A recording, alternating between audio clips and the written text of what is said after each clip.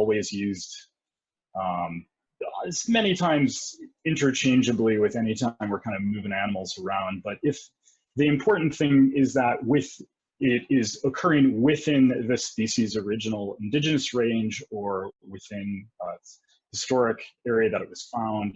Reinforcement is just that there's already animals there, where reintroduction is that it's in a range where the species has disappeared.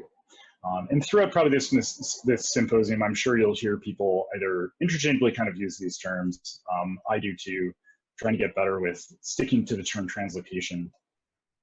And then the next term is conservation introductions, and these happen outside of the species' natural range. They're definitely less common.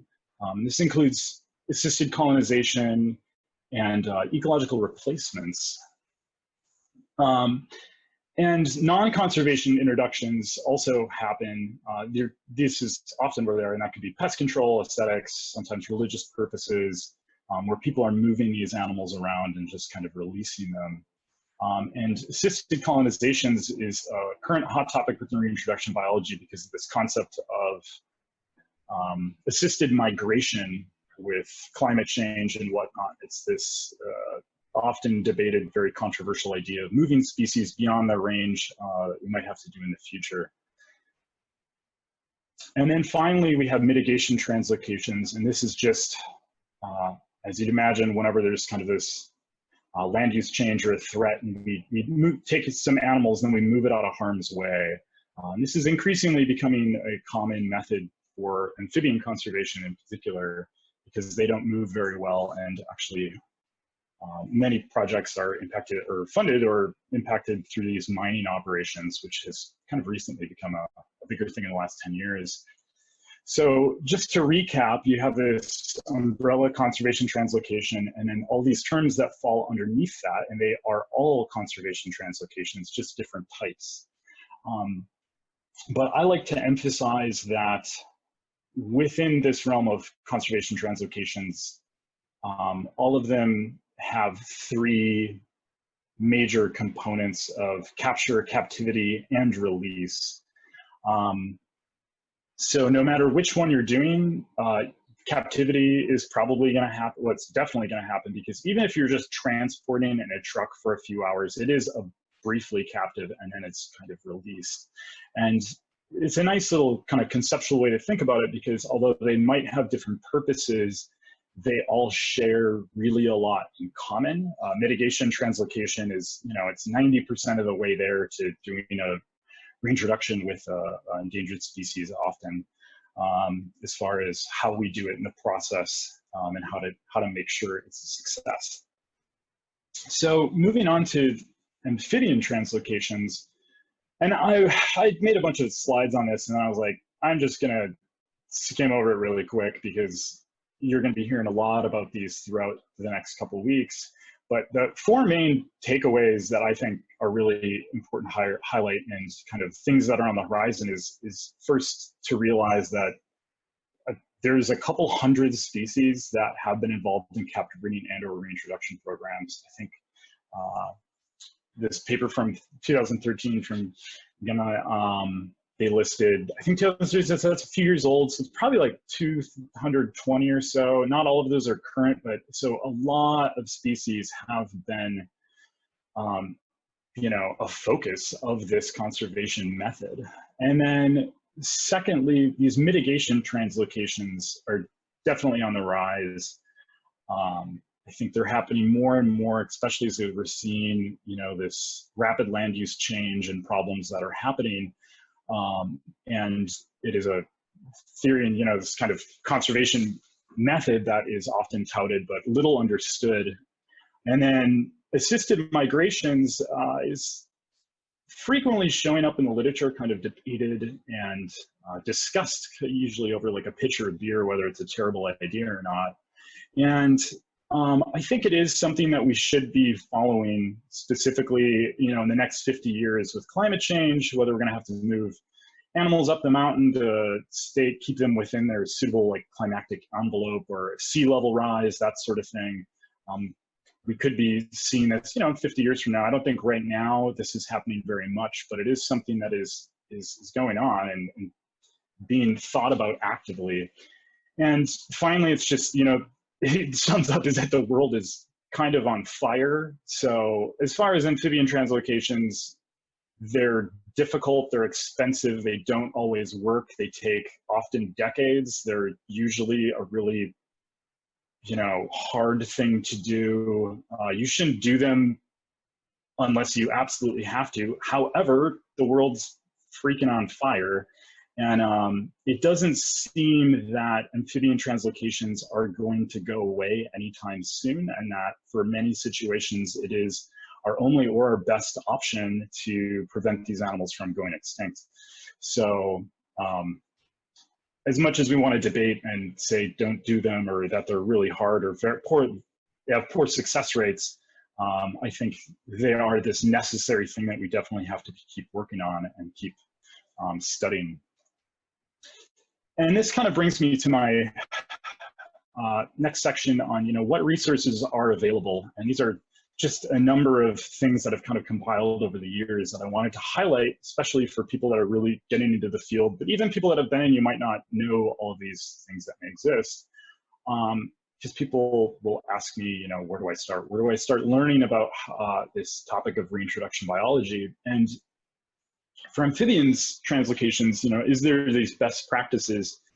There certainly are, but amphibians as a group contain 8,000 species, which, you're looking at 200 plus million years of, taxonomic diversification. So there's this incredible variety of shapes and sizes and types and breeding methods. So it's very difficult to make generalizations, but we definitely can, and kind of try to move towards best practices. But with that, because not all amphibians are the same, we can and reintroductions all share a lot in common. We can start to look at these general principles of reintroduction biology.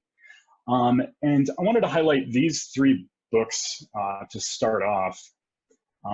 If you don't have this first one that's on the left of your screen, Reintroduction Biology, that came out in 2012, that really sums up the field and the best, I don't know, it kind of kicked everything off and into a really concise one book package of reintroduction biology, and really, I think, pushed the field forward, at least conceptually.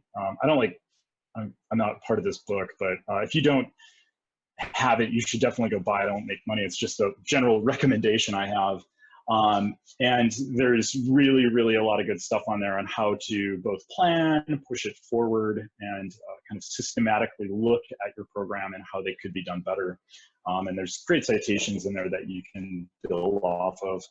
And then another book came out just 2-3 years ago. It's Reintroductions of Fish and Wildlife Populations. And this is another 2-inch thick textbook that moves throughout through the process of translocations. And both of these, are reintroductions is the term that everyone uses, reintroduction biology, because I think that's what is known. People don't know the term translocation, but it does cover almost all the different types and discusses all these different types of conservation translocations. And then also a couple of years ago is this Advances in Reintroduction Biology that really highlights some of these creative things that are happening in Australia and New Zealand, which is another wonderful resource. It's basically kind of builds off that first book of Reintroduction Biology, and has a lot of good case studies and things. And these definitely contain a lot of resources that you can apply in a reintroduction capacity for amphibians. And then I think it's silly to ignore all of the great information out there on reintroductions of plants. And this is often overlooked within kind of, vertebrate reintroductions, but there's great resources out there. The plant people have been doing these reintroductions and reinforcements for a long time, and they've got great guidelines, and I think they think about things a little bit differently, and there's kind of really leading some of the modeling and things like that, maybe because plants are sessile, and it's really easy to figure out what your survival rates are when you just go back and see if the tree you planted lived or not. And because they're not moving, they're also thinking more aggressively, at least philosophically, about these concepts of assisted migration, or things, you know, that might occur 50 years from now and whether they're even possible and whatnot. So these are three ones that I personally kind of like. And the reintroduction field, there's this great IUCN species survival group, conservation translocation specialist group. It was formerly called the Reintroduction Specialist Group, but just last winter, or I think it changed its name to the Translocation Specialist Group. If you don't know that website, there's a lot of great guidelines and stuff on there. To highlight just a few of them that you can easily pull up on their website, which is much improved from the old version. They have published these guidelines for reintroductions. There's been 3 different versions of them, and this was a major policy document that has been used by, I don't know, countless organizations, and like the theoretical framework. It's pretty concise, and if you haven't read this cover to cover, definitely check it out. It is kind of the standard that we move from. And it's only, I don't want to say it's like 30 pages or something like that. And then you can easily find, that's free online as well. They also published the Reintroduction Perspectives series. This is from Mickey Prickpal, and he's been compiling these reintroduction or just translocation case studies. And there are quite a few amphibians in these, but other ones as well. And some of you, I know, have published your own case studies within this series, but I find it surprising often when I bring this up, many people don't know this exists, but these are free online books. Some of them are, you know, a couple hundred pages long of different case studies, and they're really quite valuable. The IUCN Translocation Specialist Group has also been involved in creating these taxon-specific guidelines for translocations for elephants, gibbons, a few different other random like birds and stuff, and placement of confiscated animals. So they have tried to create separate documents that address more specific things, and this is, as a hint, what we've been trying to work on for amphibians. But to just carry on very quickly for these amphibian-specific resources that we do have out there. I think everybody here knows of Amphibian-Arc because you had to probably register for this course and probably found it through Amphibian-Arc. However, if you do look at the website, keep checking back just to plug it a little bit more.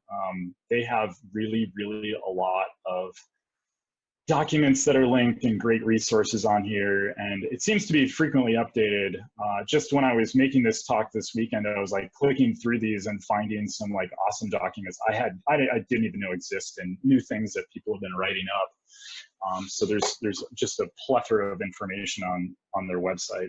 And again, this is just about all free documents that you can find that pertain to different components of this translocation process.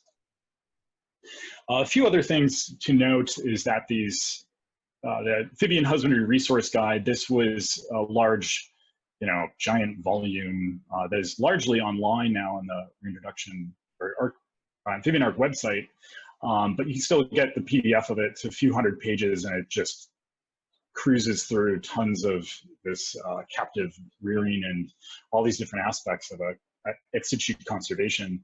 But more recently, just I want to say last year or maybe this year, we published these. This is a center one, guidelines for managers and supporters of amphibian captive breeding programs.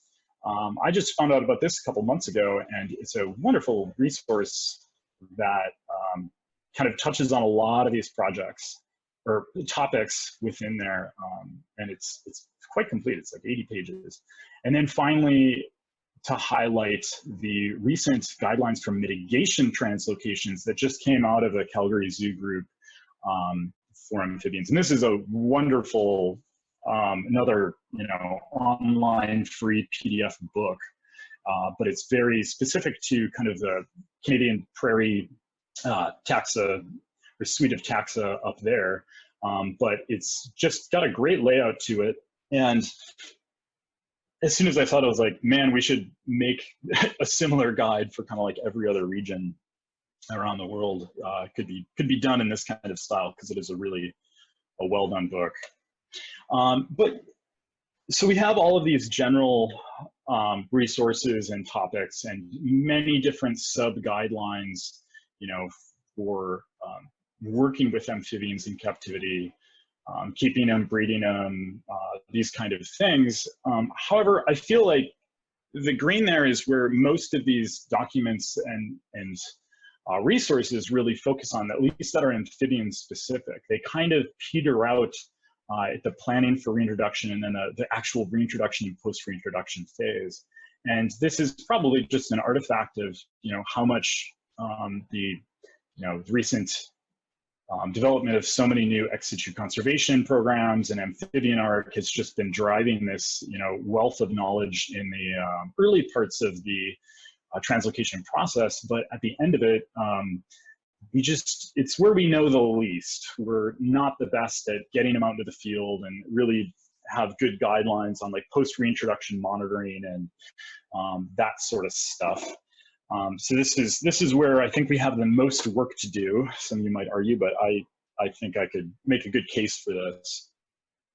And it's also because we have all these frogs in captivity now that have been brought in the last 10 years. And really, a lot of these programs are just starting to be thinking about reintroductions, because it might take 8-10 years to get to the point where you are putting them back out into the wild. So where are the amphibian translocation guidelines?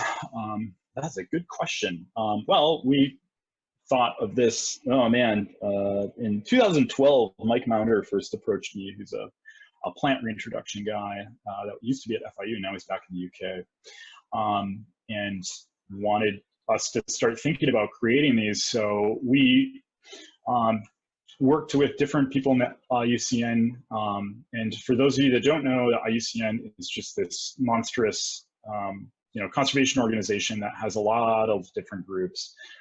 And within that, in the SSC, there's the translocation specialist group and the amphibian specialist group. And I believe the next talk after mine is to be kind of an update from the amphibian specialist group. So I'm not going to go into that. But these are the kind of people that we're working with.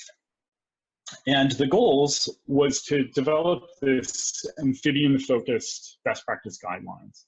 They're kind of useful and current, and discuss these common aspects that are unique to amphibian reintroductions, because there's already textbooks about reintroductions. So you don't need to go into too much of the theory and that, because it's kind of been done, but trying to compile a lot of the full spectrum from start to finish for just amphibians and why amphibian reintroductions are kind of unique in many aspects. And we wanted to link to a lot of existing sources and then include case studies, try to kind of get a one-stop shop to have some guidelines moving forward. The core team to develop this, which started, like 5 years ago, it was a bunch of people from around the world. We tried to get a large selection of different people that work on different types of reintroductions. Many people started, or they all contributed sections of text and editing in here. And then we've started, and the project stopped a couple times and got momentum again and rolled on through. But now we've kind of crested, and it's just about hoping to have a public document available. And then we've had tons of other people that have provided feedback from the different IUCN specialist groups as well. So beyond just these people, there's been dozens of other people that have read them and provided really valuable feedback. And the process to create an IUCN ratified document is quite tricky. You can't just write it up really quick. It has to go through this real set process, and then it has to be publicly hosted and go through kind of a robust peer review process. And about 2 months ago, this was publicly hosted online for, I think, a month. And we advertised it and tried to get feedback from quite a few people. And we did. Got a couple dozen people that responded with, filled out a form, either track changes or line by line feedback. And we had everything from some people like, this is great, good job, to here is 2,000 track changes and dozens of comments compiled from a large lab of people. and then spent a long time incorporating all this feedback, and actually messaged, so I'm trying to get an update on where this process is right now.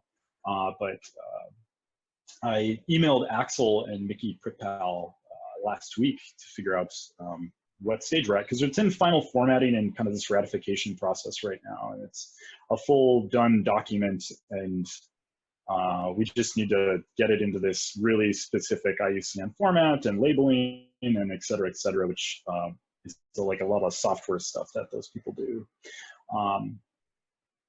And the document design just moves along this pathway of reintroductions from a planning phase, implementation, and then kind of post-release monitoring would be the main categories. There's obviously sub-ones within there. And then we have a bunch of case studies at the end. And if we look through the topics that we include in this, it's definitely heavy on this pre-translocation planning and risk assessment. So this is the first half of the topics, and this is the second half, so these translocation, implementation, post-release monitoring, and reporting. If you kind of go back and forth, you can just see that planning is just the thing that must happen more than anything else. And we really try to emphasize that within the documents is you can go through these checklists and really try to consider all of the different areas that your reintroduction might go wrong, and how to push forward in the best way possible, because it may not always be ideal, but you might have to move forward anyway. And how do you do that? So along with this, I mentioned that we have these case studies. And the case studies, most of them are all from Mickey Pripal's reintroduction perspectives. There's a few dozen amphibian reintroduction case studies in there as well. So what we wanted to do is compile all of those into like one, amphibian specific case studies book, include some new ones as well. And if you have not published one of these before, and for your program, or they're pretty easy, there's like a really set form. We would love to have you do more. If you did one of these maybe, I don't know, 5 years ago or something, it would be awesome to have you update them. So when we compile them, we can have them a little bit more current, because I think there's like some metrics, of have you achieved your goals that we talk about in these perspectives. And if you update them, that'd be great. So you can reach out to Mickey Pripal to do that, or just email me. I'll have my email at the end of this presentation, and I can push you in the right direction if you'd like to do one of these. But I think it's an easy way to report a translocation, and it goes through like a light peer review process. Mostly it's like a forms that you guys can share what you're doing and what kind of success you're having. So as I said, these guidelines are hopefully available shortly. I was really wanting to get a hard paper copy available at the World Congress of Herpetology in January. And then after we get this first version out, we'd like to translate into a few other languages if people would be interested in doing a little translations. That would also be extremely helpful. And then trying to update it, as we develop these, kind of develop our knowledge of amphibian translocations. I think we can certainly add to this. And over we kept thinking, this could be better, but really when it really came down to it, there's nothing like it. So something is better than nothing. So we know it's not perfect, but we think it's a really good start. And building upon this document, I think, is going to take a lot less effort. We'd like to just also include more case studies. So continually updating that and having like an easy place to find them and check out what other people are doing.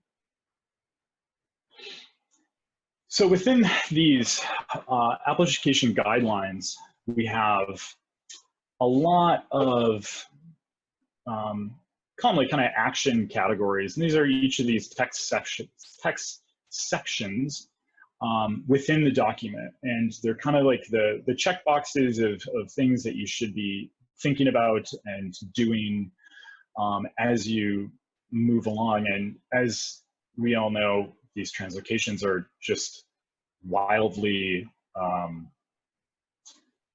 interdisciplinary. So there's so many different components that you can be working on. So I just wanted to go through with our own program down in Panama and just talk a little bit about that as a case study, and kind of see which kind of boxes we check, or just kind of highlight how you could maybe use this document. So the Panama Amphibian Research and Conservation Center is down in Central America. This is Panama, for those of you around the world have not been there. And this was one of the places that was hit really hard when chytrid kind of rolled south and started wiping out a lot of the amphibian populations. And our center is located within the Smithsonian Tropical Research Institute's kind of confines, and we call it STRI, but STRI has this little nerdy research town called Gamboa, which is up on the Panama Canal, pushed up against the national park Soberanía. It's about an hour away from the city, but it's right up next to the forest. And there's a huge amount of capacity and facilities for doing research there, so it's a great place to be based. There's many other projects that are not amphibian related, but you have all the associated labs and field stations and equipment that you can help facilitate the program. And within this little town of, I don't know, a few hundred Smithsonian researchers is our amphibian rescue and conservation project. And the project was started in 2009, so it's about 10 years old now. And it's been a long road, certainly, but at this point, I think it's one of the largest ex situ conservation facilities for amphibians in the world.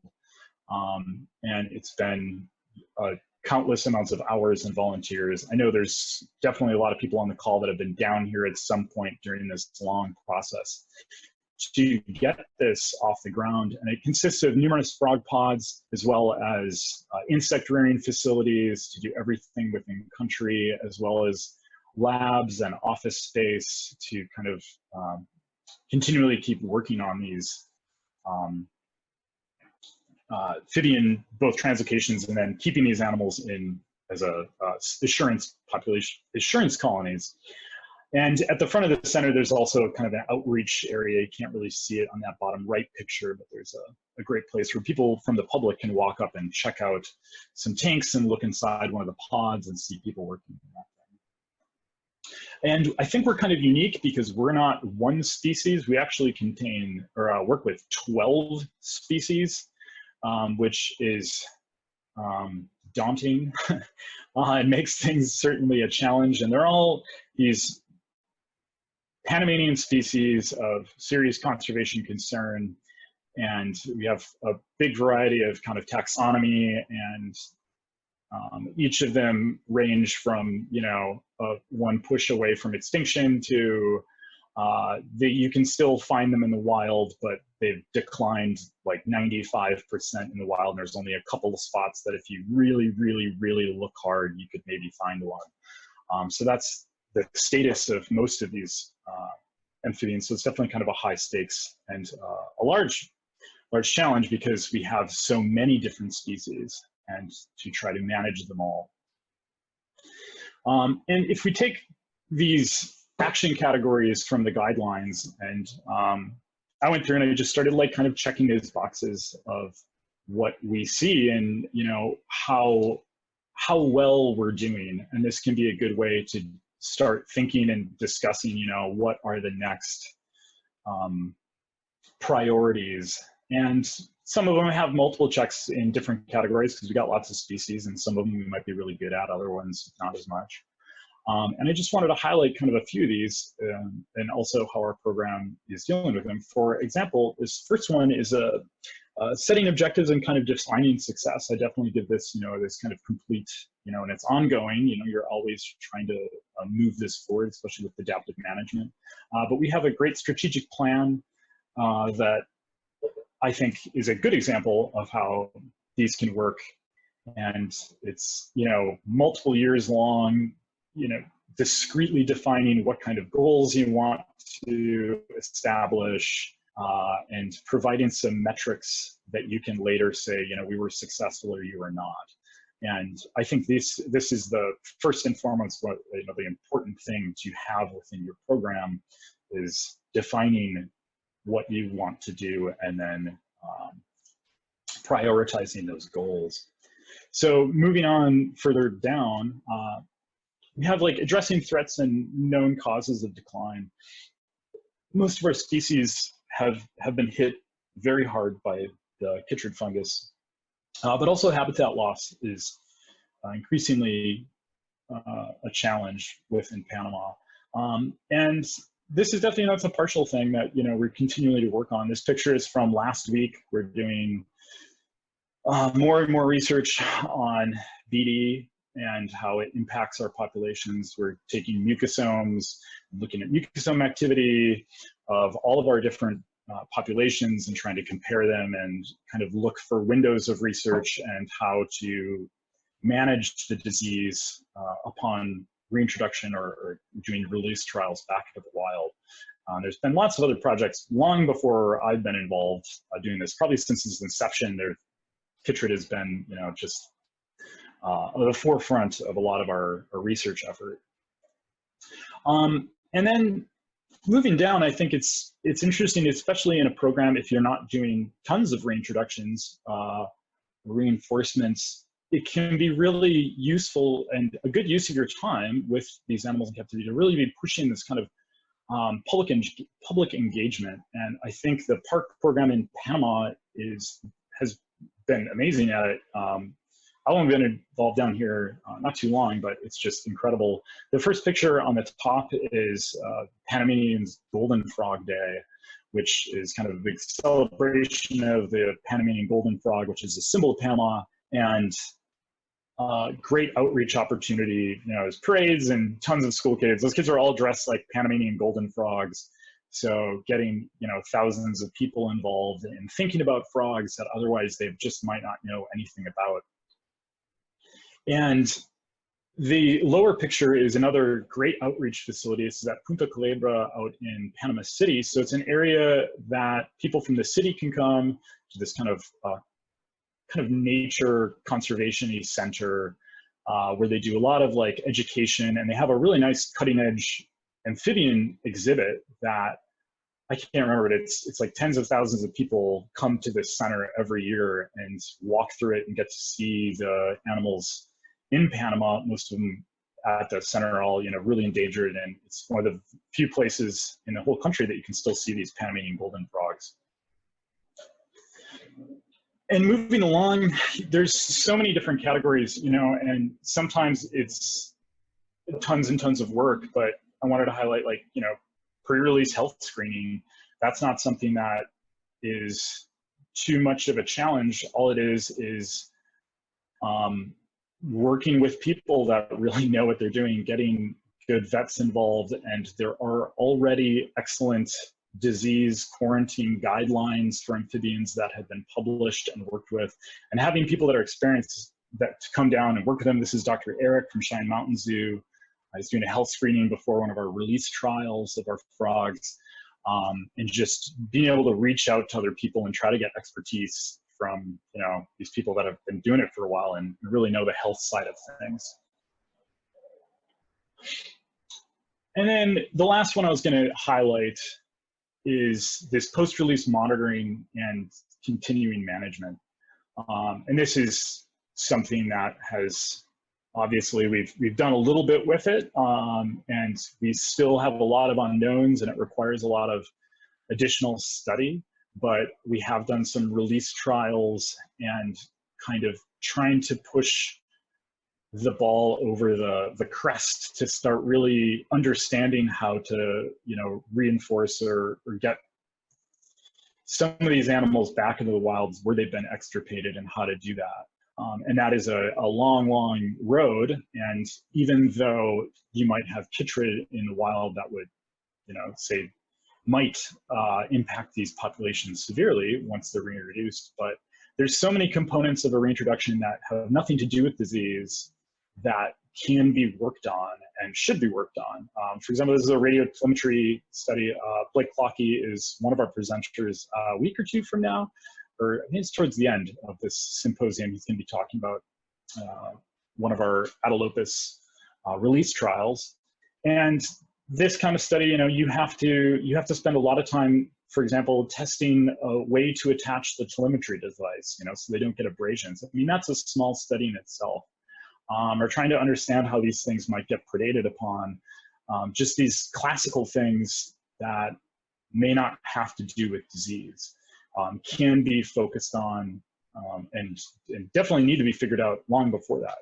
For example, doing trials with outdoor release enclosures, like building the enclosures. How do you build an enclosure that snakes don't get it in it, or monkeys don't destroy them, or the frogs get out, or how do you keep ants out? But these kind of trials to get the practical side of things can take an incredible amount of time and effort.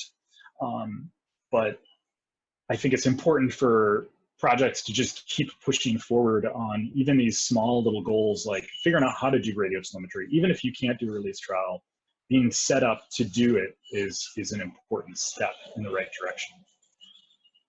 So the main takeaways that I wanted to highlight towards the end of this talk is, first off, is use these available resources. There's so much good reintroduction biology literature out there that doesn't have to do with frogs. I mean, from different species and plants, but also if you want to really look at fun literature, the fish stocking world of reintroductions of, not even reintroductions, but just reinforcements of fish and freshwater fish. I mean, they've been doing that for 100 years, and for like trout, for example.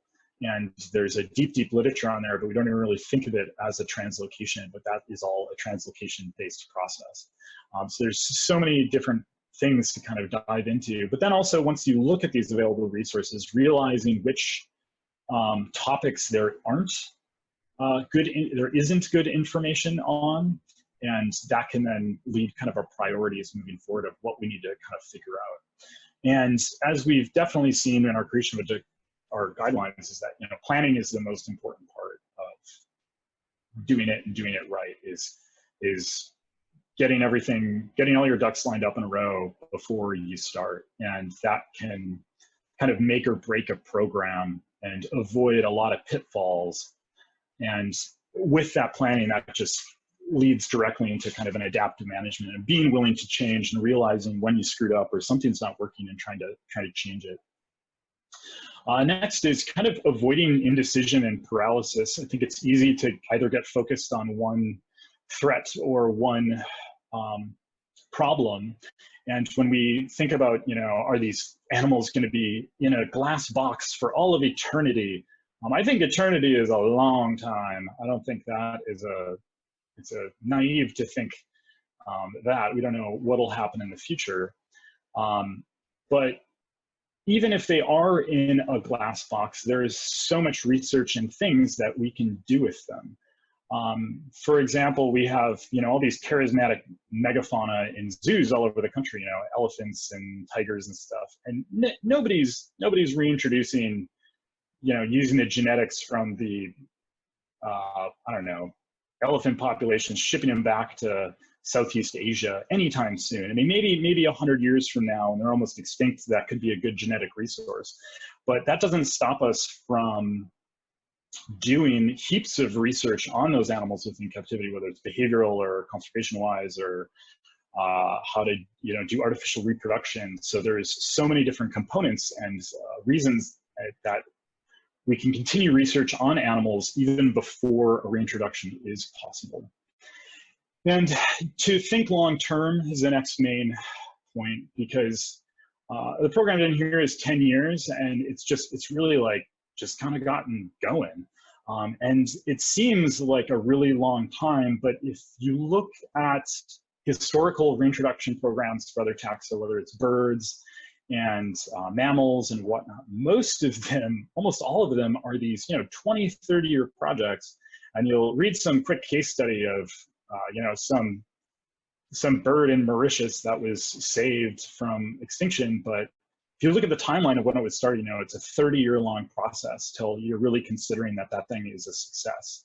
So viewing these projects as extremely long-term is absolutely critical, and they never really should be designed as an experiment. If we are putting anything out there, how do we gain more information to it? I think it's a little silly to spend all this time rearing animals and caring for them and feeding them and the hundreds and hundreds of hours to get animals and then toss them out in the wild and not be thinking about what we can learn from that reintroduction that might be useful for other people and to push the program forward in the right direction.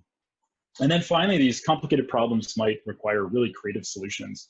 And I think throughout this symposium, we're probably going to hear quite a lot of weird ways that we have to troubleshoot all these problems, and there isn't a good book on how to do all these. We try to make these best practice guidelines, but it's a bit ridiculous or kind of conceited to think that we really know how to do these. It's such a seat of the pants kind of thing of being out in the field and figuring it out as you go, and that's the state of the science right now, and we can try to improve that as best we can. But I think being able to think outside the box and hoping for creative solutions and learning from different programs that are doing kind of really unique things other than just like, well, we made some tadpoles and we threw them in a pond, like end of story, trying to move beyond that.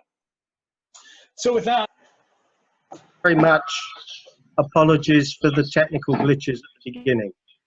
I think Luke's talk has set me up really well. I think that was a great introduction to where we're going with principles and practice. I think I want to follow up with that with a little bit of a review of how far we've come, and in particular, how far we've come both before and after the Amphibian Conservation Action Plan. So the ACAP, as I think everybody knows, flowed from the Amphibian Conservation Summit that was held in Washington in 2005. And that meeting defined a number of themes within which we decided to try and come up with a strategy for amphibian conservation. Originally at the meeting, I think there were 11 themes, and when the document was finally produced in 2007, there were a few more added. But I think the key thing was that both captive programs and reintroductions featured strongly within the ACAP.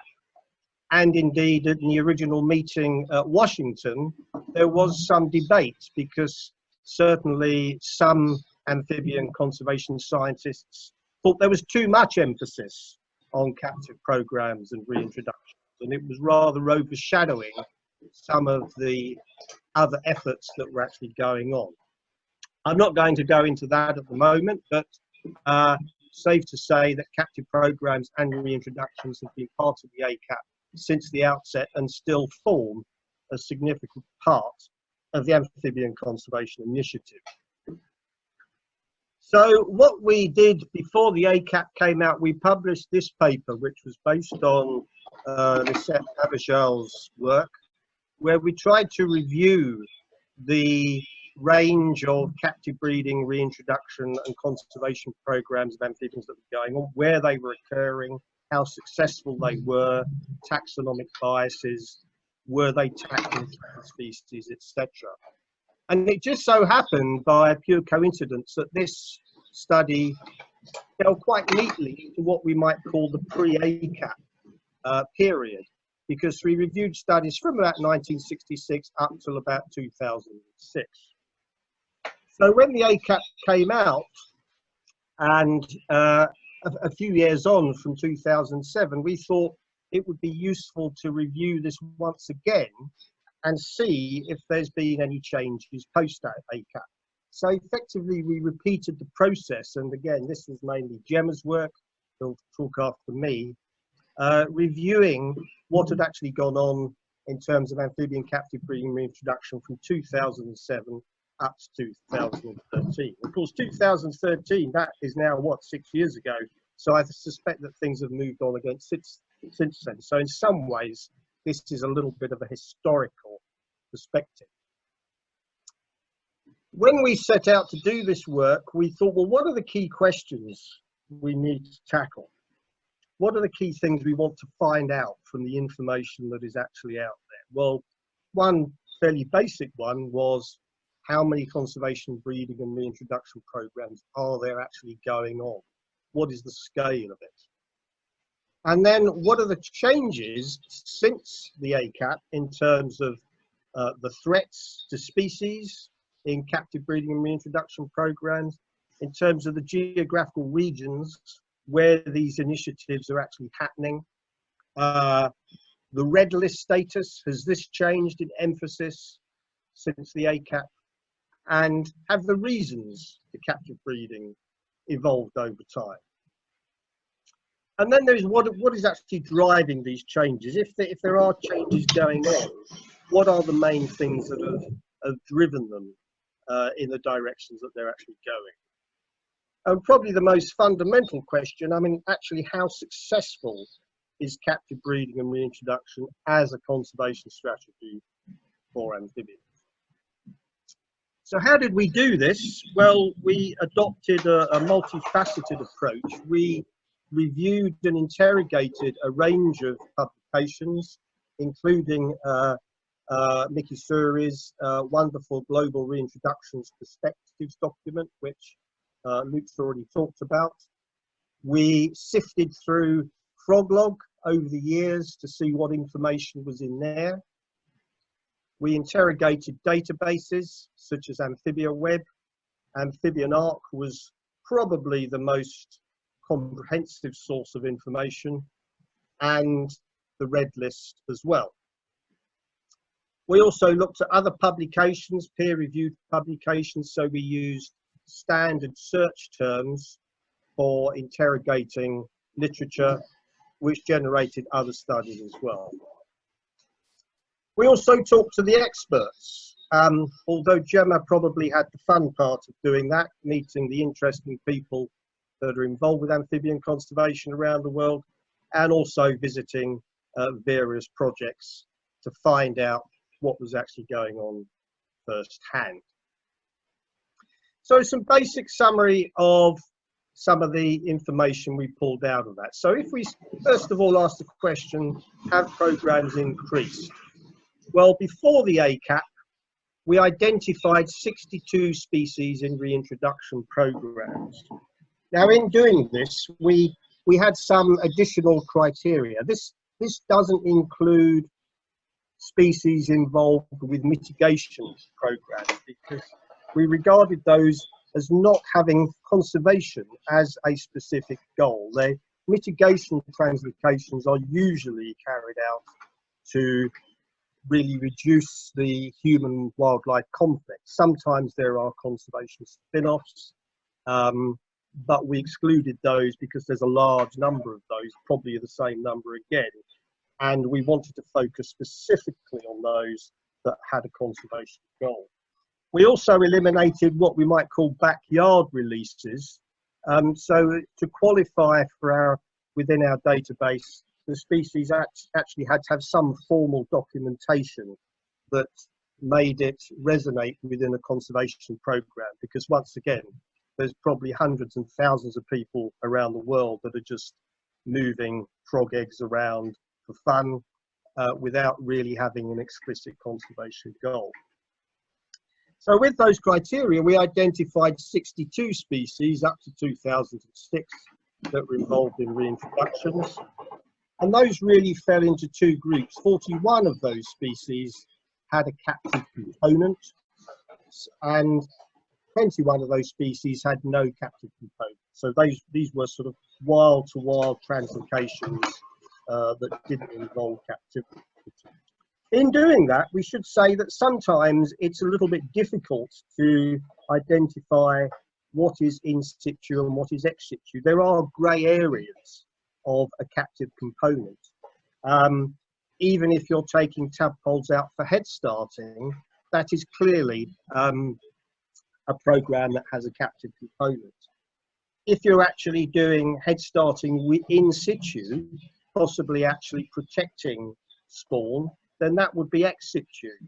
So there are some grey areas here between what is in situ and ex situ.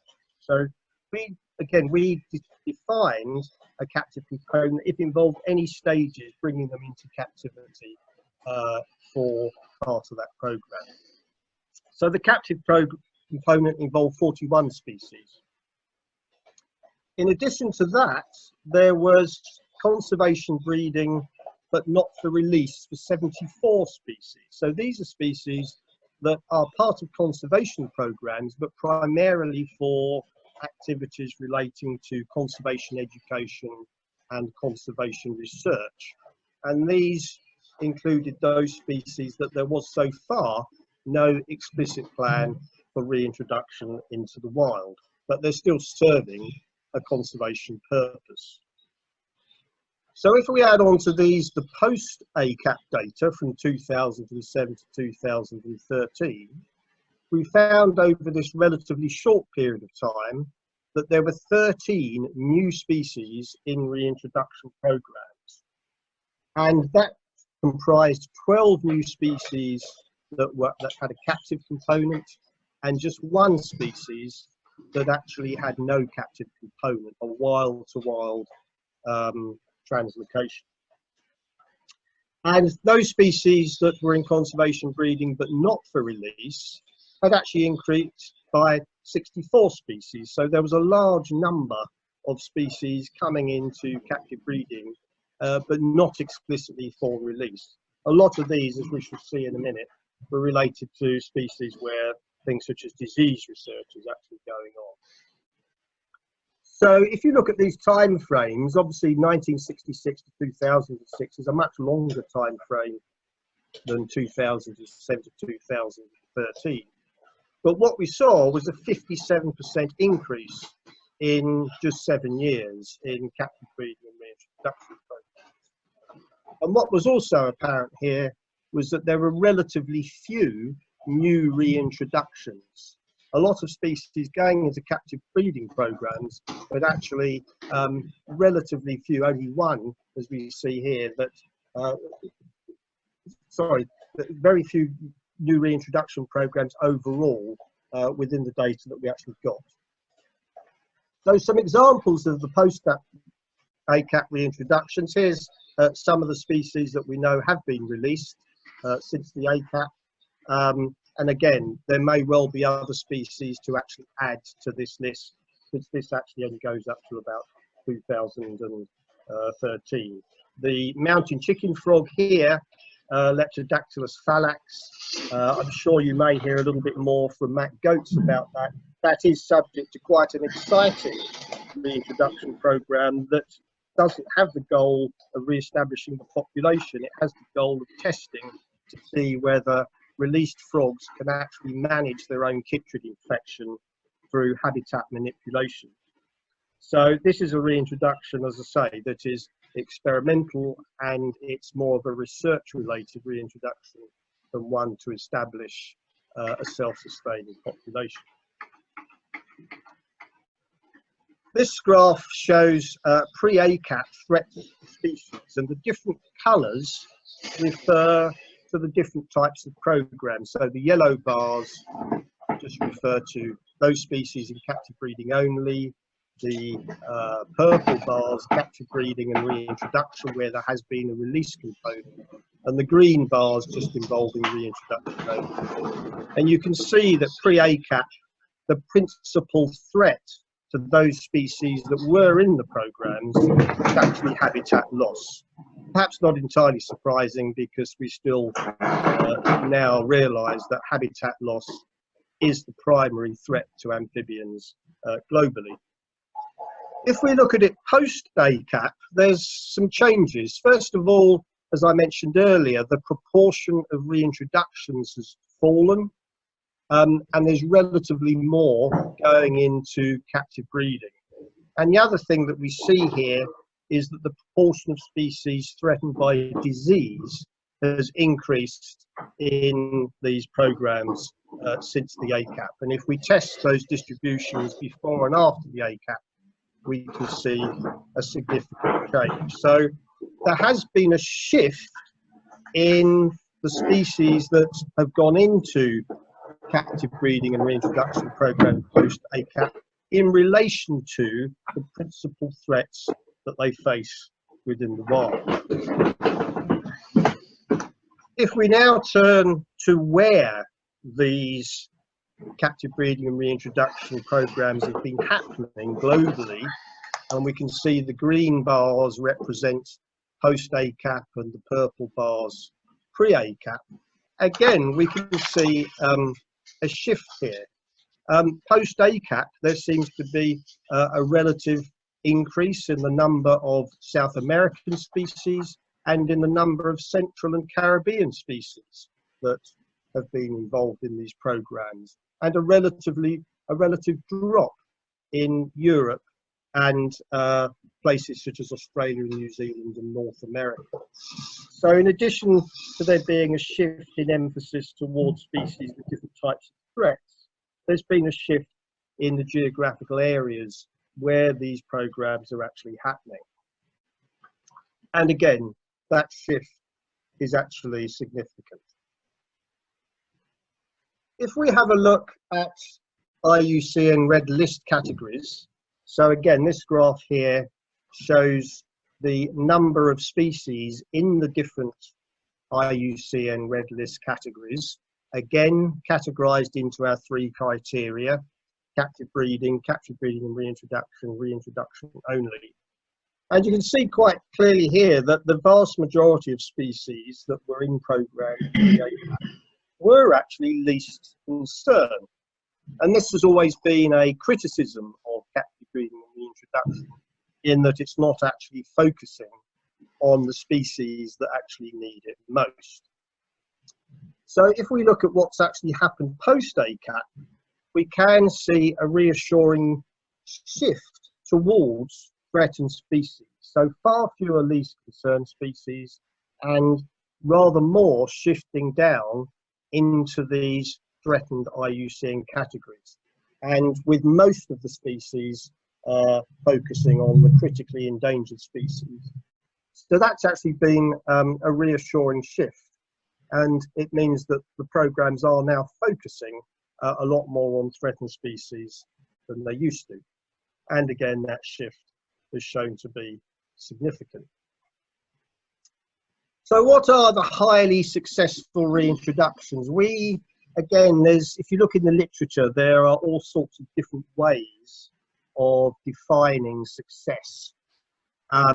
We used a fairly simple definition of highly successful. We defined as there had to be evidence of a self-sustaining population. The animals had to be demonstrating that the population was not just breeding, but it was turning over and was self-sustaining under its own steam. We called medium levels of success whether there was evidence of breeding, and low levels of success whether there was just evidence of the animals surviving. So in some ways, these species here show photographs of those species which is good evidence have managed to found self-sustaining populations. Now, one of the things that we wanted to do, but we were unsuccessful, was to do a nice statistical model to try and determine what the predictors were of these highly successful reintroductions. We have a lot of information about these in terms of life histories, habitat use, various socio-economic factors associated with them. But that proved quite tricky for all sorts of reasons, really mainly because our sample sizes weren't really very large enough in relation to the numbers of predictors that we were interested in. But I think there's one thing that stood out quite clearly in these highly successful reintroductions, and that was that they've been long-term. If we look at the Mallorcan midwife toad, for example, that's a species, well, probably now been going on for 30 years, but it took about 20 years to really establish that that species was successful. And it's now estimated that probably about 25% of the toads in the wild in the mountains of Mallorca are stemmed from captive breeding and reintroduction. Another one is the natterjack toad in Britain. Again, a very long-term project, and it's taken about 25 years of monitoring to really be able to say, put our hands on our hearts and say, yes, we think that's been successful. And then Hyena arborea in Latvia, that's a slightly shorter term one of 8 years. We've got 12 years for Romer's frog and so on. So I think the key message here is that if you're going in for reintroductions, you have to be in there for the long term. These are not short-term projects, and it does require quite a lot of long-term monitoring in order to pick these up. As we all know, amphibian population dynamics are quite chaotic at times. There's lots of background noise, and to try and determine whether they are successful or not means you are not really looking at it in terms of number of years. You look at it in terms of the number of generations that they're actually going through. Another feature that really emphasized the importance of time was the program duration. And again, these are data that Gemma pulled together, that if we actually look at the average duration of a program, and we look at this in relation to low levels of success, simply there's evidence that there are animals there, medium levels of success, they're breeding, and high levels of success, that there's evidence that the population is viable, then we can see, you can clearly see that you need more years for more levels of success. And we found that programs running for less than about 7 years really is not enough time to demonstrate high levels of success. And only about 2% of programs showed a high level of success if they were running for less than 10 years. So this really reiterated the importance of long-term monitoring and being in for the long haul when you're doing these types of programs. So there's a few things changing here, and we thought, we sat down and had to think about what the reasons might be. First of all, about 3% of all amphibian species are part of ex situ conservation programs. That's about 7% of all threatened species. We have seen a shift in captive breeding in Latin America and the Caribbean, and a relative decrease in North America and Europe. Interestingly, about half of the programs involve zoos and aquaria, and half of them don't. So those that don't involve zoos and aquaria are often government or private captive breeding and reintroduction facilities. And there's a small proportion of programs that involve both government and private and zoos and aquaria programs. But although zoos and aquaria are often the main proponents of captive breeding and conservation for amphibians and other taxa, they're not necessarily the main deliverers. There's been an increase in species threatened by disease within the programs, and again, I think that simply reflects the increase in interest and realization of the importance of disease. And there's been an increase in critically endangered species, so a shift towards those species that need it more. But there has been a decreased emphasis on reintroduction compared to earlier years. And again, I think this is largely down to the fact that we are starting to realize that there's not much point in doing reintroductions if threats are still evident within the wild. And some of these threats are complex and difficult to mitigate, particularly disease and climate change. So there has been a shift in the role of amphibians in captive breeding and reintroduction, in that we're using them more to learn to understand about threats and how we might mitigate them, rather than just as providing stock for releases back into the wild. So this comes across here where I just say there's been this increased emphasis on captive assurance populations and research, disease development of probiotics, and so on. So just to sort of finish off before I hand over to Gemma, so the IUCN SSC ISG has been working on the new Amphibian Conservation Action Plan, which is a more of a living document. The previous document was just produced. This is one that is a more virtual document. It's been evolving online.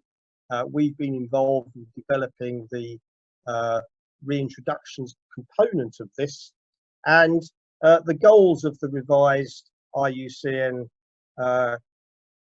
Amphibian Conservation Action Plan are just listed here. And effectively what we've been trying to do with the action plan is to try and work out what's actually going on, to try and prioritize it, who's doing what, and also identify where things actually need to go within the future. And I think the timing of the reintroduction guide, the amphibian reintroduction guidelines, is therefore, I think it's very timely in that it's coming about around about the same time that this document is evolving as well. That's pretty much all I want to say. Just thank you to a large number of people that helped us with this throughout the whole of the process of data assimilation, and to everyone who was badgered for information. I'll say Gemma did most of that work, and we're very grateful for the large number of people who shared often unpublished information that allowed us to produce the information that we've got there. Oh, Richard's stolen a bit of my presentation, but yeah, what I was going to do is just talk a bit more about the Amphibian Conservation Action Plan and what the reintroduction group is trying to do and doing in terms of implementing some of the actions. So Richard's already covered most of this. So the original ACAP was in 2007, which followed the Global Amphibian Assessment, and basically it was a way to document this big call to society and scientific community for urgent help and implementation of actions to help halt the decline of amphibians. And yeah, there were, I think, 9 working groups, of which reintroductions is one of them. And these groups, if you look at the original Conservation Action Plan, they vary quite a lot, and some give general guidance. The Reintroduction chapter talks about guidance for general reintroductions and a bit about what they want to achieve. Some have a few actions, but it's quite inconsistent in terms of it doesn't have clear actions and targets set out. And as Richard mentioned, there's groups that stem from all these chapters, and working groups are formed, I think, mainly based around the original authors, although I think some of these groups have morphed over time. And yeah, they're working together to implement the action plan. So that's just shows you a sample of the reintroduction chapter from the original action plan. So the plan was revised in 2015, and as Richard was saying, it's very much a live document now, and we've actually inputted into that and changed things online and tried to make it more user-friendly and lay out direct actions. And each group has done that, so you can see that from the link here to the website. So our group, its co-chairs are myself and Richard, and then we have a small working group of people that's formed of people who are interested in reintroductions, people who are very experienced, and then we have support from Amphibian Specialist Group Lead and Sally Wren in our case. So our overall vision is that amphibian species will be surviving in self-sustaining populations, that reintroductions are no longer needed. That is the dream. We're a long way from that, unfortunately. Richard put up our goals. I won't go through them, but they're just very general overall goals for the reintroduction group. And these are the actions we've laid out. We tried to narrow them down. We worked alongside with the captive breeding group because a lot of our actions and constraints overlap. as you'd expect. So we kind of put our heads together and came up with the actions, mid-term priorities, short-term targets, with the aim of working on the short-term targets first and then moving on to the bigger priorities. And some of these are things that may look quite easy to implement, and some of them are hugely very general things that, you know, we need to break down even further to try and implement. But yeah, the idea is just to find somewhere to start and then go from there. So this is all the actions. This is the first page, and then the second slide just shows you a couple that are actually constraints as well, rather than actions. So inadequate pre-release health screening, difficulties with monitoring, and these are all things that we're working on. There's not, so in this case, there's not short-term targets that we're able to put to them, but you know, we're aware of the mid-term priorities needed to try and address some of these issues. So as you might gather, there's a lot of challenges to do this. Well, with reintroductions in general, and this is all linked. So we're looking at the overarching problems for all reintroductions. So lack of release sites is a big one. Knowledge, you know, these things haven't been done before. Maybe there's not a similar species. It's really hard to reintroduce, or how to go about it. Even just lack of data on a species. And threats. Someone asked Luke about why there are so many species in South America, and well, there's not many reintroductions, because I think a lot of it's simply because of the threats, and it's so high risk to just release animals into the wild, not knowing why they're declining in the first place. I think sometimes you have to do it as an experiment and then see what happens, but still it's very difficult, and also with monitoring as well. The second lot of challenges, these are more kind of things that perhaps we face as a group, trying to get people to implement these. There's often local or political situations and difficulty getting support locally, regionally, nationally for these. Even people doing this projects do very well with the programs. You ultimately need the support of government or local councils and communities to do the reintroductions. Joining up groups and actions is a very big task for us, because what we don't want to do is duplicate work, but trying to find the time and the people who are working on similar things can be a challenge. And because we're limited resources, trying to work out what we should do first and prioritize can be difficult. And ultimately it's resources. Myself and Richard do the co-chair as volunteers. All of our group is volunteers, although some people, their jobs are relevant. This stuff is always a sideline. People do it evenings, weekends, and it's hard for people to find the time to do it, although we desperately all want to. It can be difficult to find the resource to get things moving. But I don't want to be completely negative, so there are some positives. We have had positives within the group. I think when we prioritise those actions, that was a good first step. So we're always evolving with the help of ASG to try and streamline these things and just get little things moving.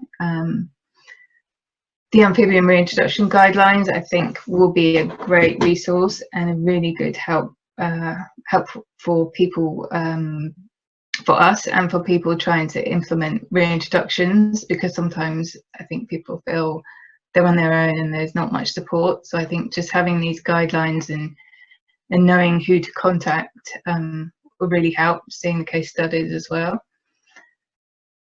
And as Richard pointed out, there has been an increase in captive breeding. I think a lot of that's been to secure populations.